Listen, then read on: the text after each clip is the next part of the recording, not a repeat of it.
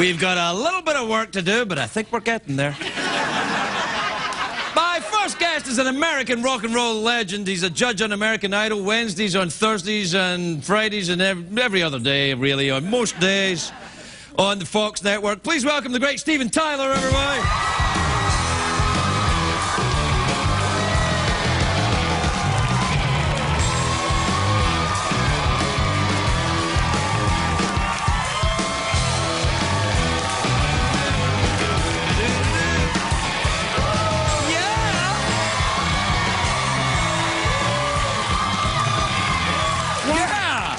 Wow. Steve, look at you. You look great. Thank you very much. You'd be surprised how expensive it costs to look this cheap. Well, I'm telling you, it looks fantastic.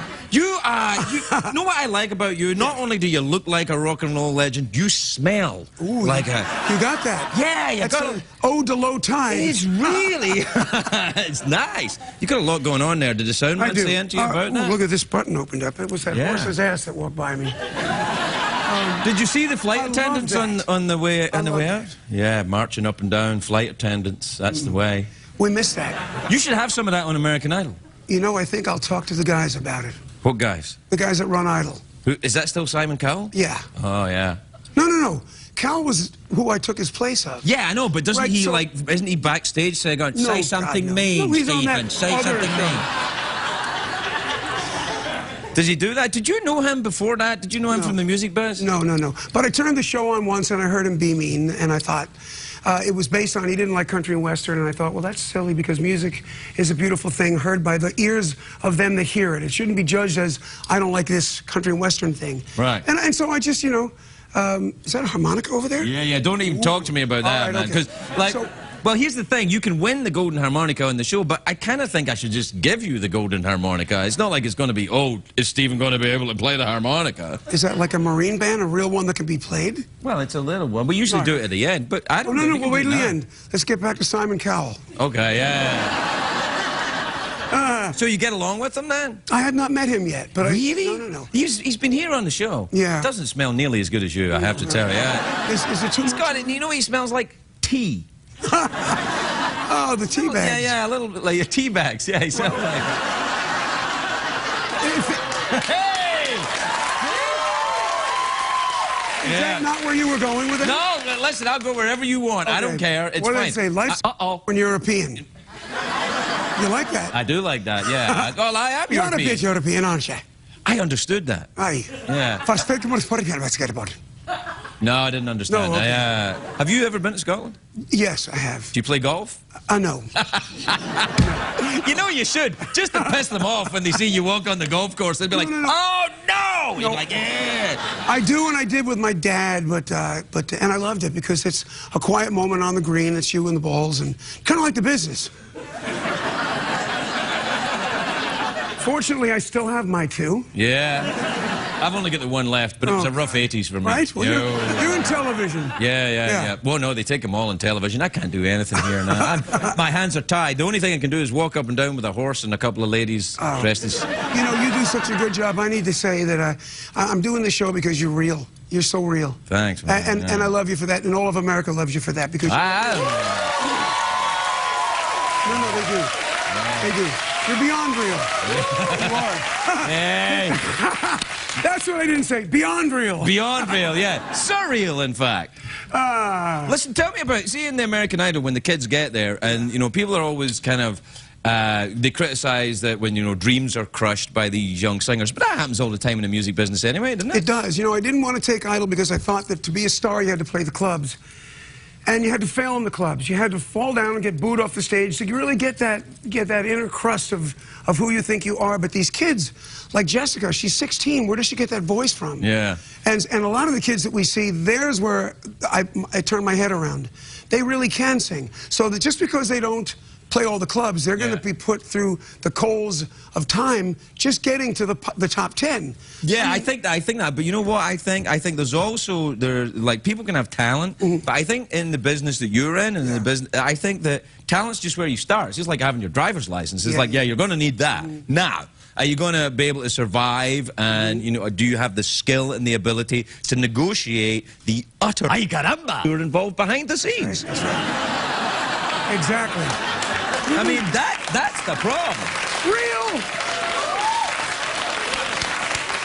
Oh, God. Do you think you became something of a, I mean, because you had quite a, you know, a spectacular and a flamboyant, and have still got a spectacular and flamboyant career. Do you think you became a businessman through all of that? Well, somewhere around '88, I got sober the first time, and Joe and I made a pact to start carrying the valises. You know, in other words, hang out with the lawyers, find out what the business is, because up until then, it was, you got a great deal with this and a great deal with that. Money managers, business managers, they try to take you down.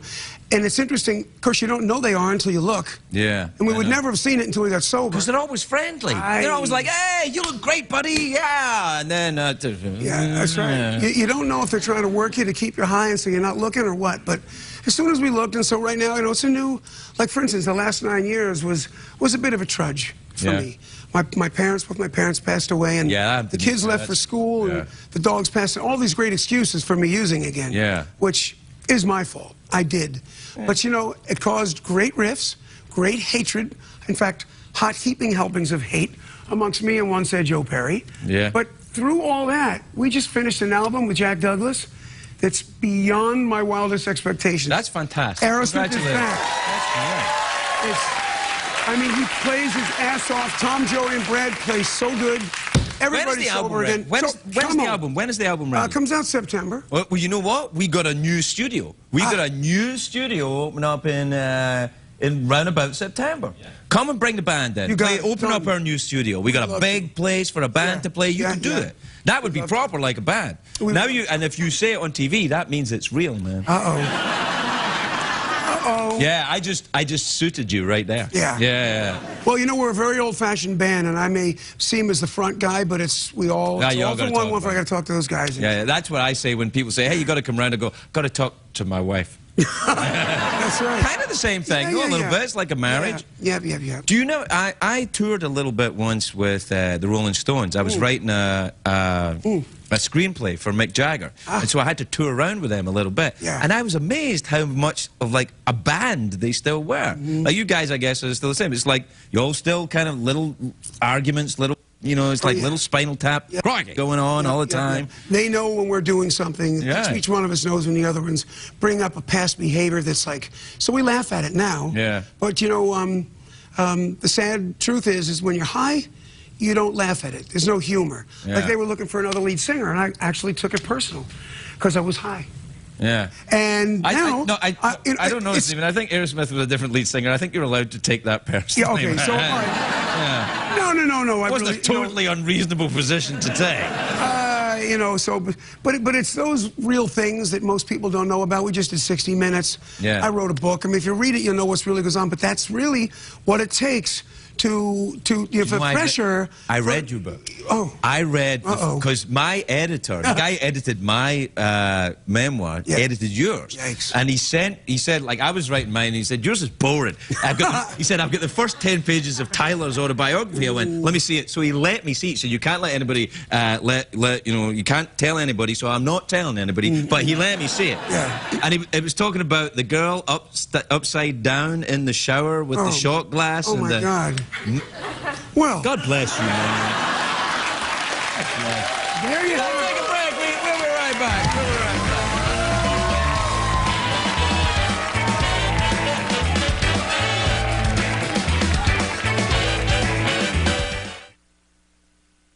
To try to get to the other shore, you got to lose sight of this one, okay? And you're doing that real well. Thank you. Real well. Keep taking chances and risks and doing what you're doing.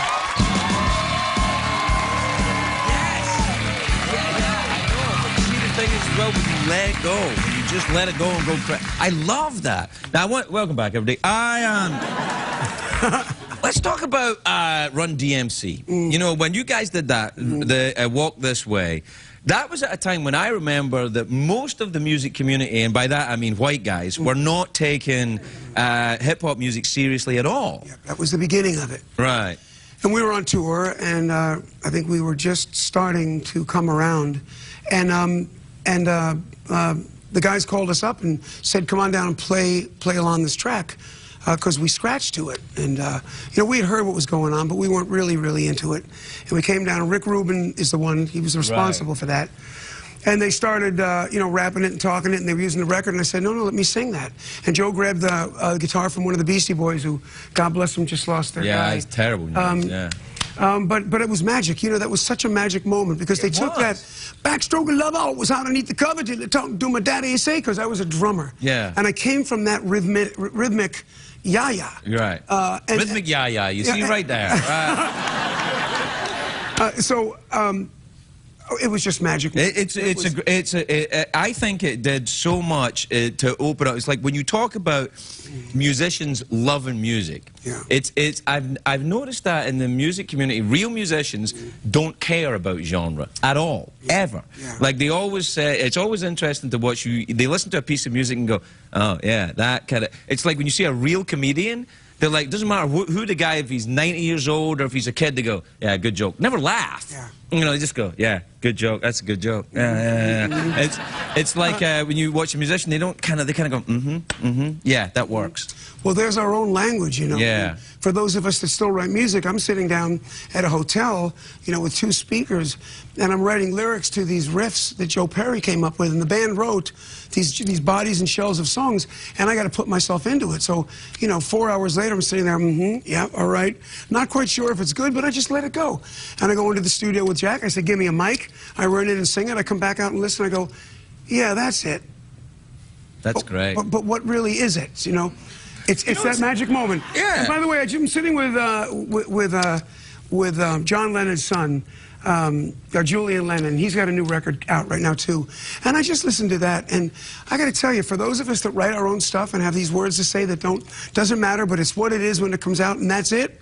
It's a beautiful thing. Yeah. It made me cry. It was just so beautiful. But that's where I'm at right now.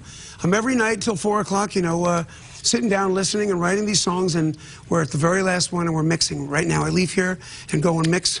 We're at Swing House Studios, and it's just, I mean, to be able to be in the goop of our creativity, it feels, there's nothing like it on the planet. There's no higher than coming up with something and writing, you know, with Joe and the guys and music, and having it come out and listening to it. There's nothing higher than well, that. wait, wait, and to have you in a month from now be singing that chorus that I wasn't sure about. Yeah. Oh my God, you know what that must feel like? I can tell you what it feels like. I know. I'm talking to myself, and it's like, it's beyond anything else. It's just. What does it feel like, Steve? Well, remember that girl in the shower with the yeah. Now I can relate. Something like that. Yeah. No, it's fantastic. I once heard a very wise man in a kind of club that I attend say to me, your talent is none of your business. You shouldn't try and think about how good, bad, or indifferent you are. You just do it and then get out the way. Yeah. Is that how you approach it, you think? You know, I've heard that. You know, what you think is none of my business. I was brought up Italian. It's impossible for me to think that. Yeah. I can't think that. Although I'm supposed to, therefore I won't be bummed out if you say, that looks stupid or sounds stupid or your band sucks. Well, that's because you're sensitive, though. I mean, I can tell from your, you know... You're way. You're very sensitive. I can see that. And I kind of like that about me. Yes, it's all right. It's kind of attractive. I'm not gay, but I would do you. I love him! Yeah, it's just the way. And I look in the mirror before I come out and I go, I do me. Yeah, see, that's the way you should feel. That's right. We have to take one more break. We'll be right back with Steven Tyler.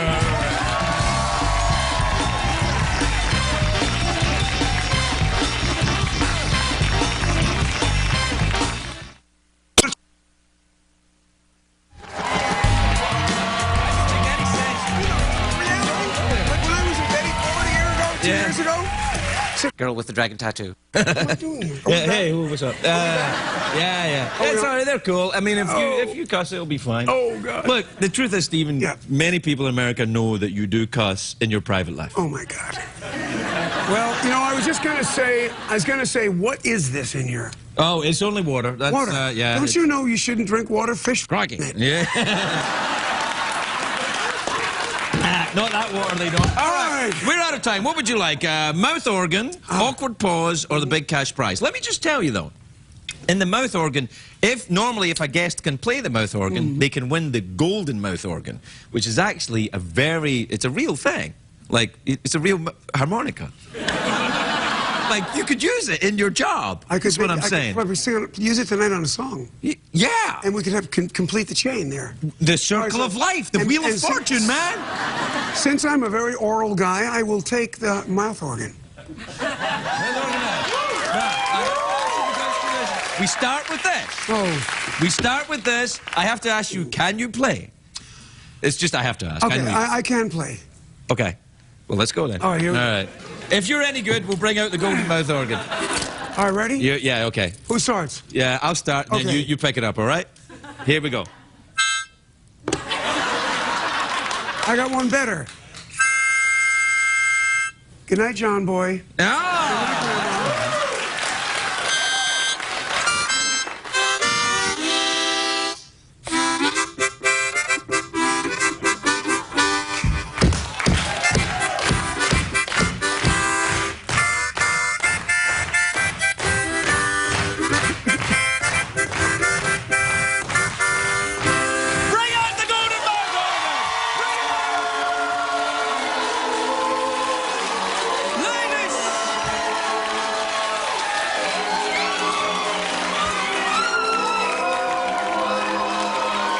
See, it's actually pretty good. Stevie Wonder eats your heart out. Yeah, that's what I'm